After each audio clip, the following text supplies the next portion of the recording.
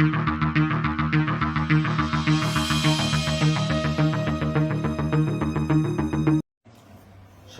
দেশবাসী ও মুক্তিকামী ছাত্র জনতা, শহীদের রক্তের বিনিময়ে ছাত্র নাগরিকের অভ্যুত্থানের মাধ্যমে আমরা যেই ফ্যাসিস্ট হাসিনার পতন ঘটিয়েছি এবং একটি নতুন বাংলাদেশের আকাঙ্ক্ষা করছি, তাকে নস্যাৎ করতে বিভিন্ন শক্তি ইতিমধ্যে তৎপর হয়েছে এবং নানা ধরনের ষড়যন্ত্র এবং পরিকল্পনা করা হচ্ছে।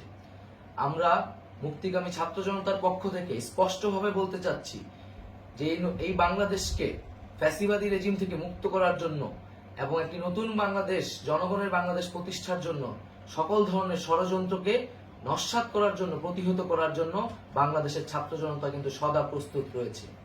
আমরা দেখতে পাচ্ছি নানান জায়গায় লুটপাট, সহিংসতা এবং সাম্প্রদায়িক হামলার মতো ন্যাক্কারজনক ঘটনা ঘটছে।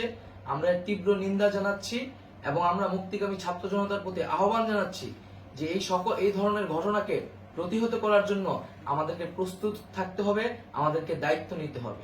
কেউ যাতে এই আন্দোলনকে নস্যাৎ করার জন্য এই ধরনের ঘটনা ঘটানোর সুযোগ না পায়, সেদিকে আমাদের সদা সতর্ক থাকতে হবে। আমরা আরো দেখতে পাচ্ছি যে রাষ্ট্রপতি গতকাল বলেছিলেন যে অনতিবিলম্বে তিনি জাতীয় সংসদ বিলুপ্ত করবেন, কিন্তু আমরা এখনো দেখছি যে একটি অভ্যুত্থানের পরেও এই ফ্যাসিস্ট হাসিনার জাতীয় সংসদ রয়ে গেছে। তাই আমরা ঘোষণা করছি যে আজ দুপুর ৩টার মধ্যে এই ফ্যাসিস্ট হাসিনার যে জাতীয় সংসদ, সেই সংসদের বিলুপ্তি ঘোষণা করতে হবে।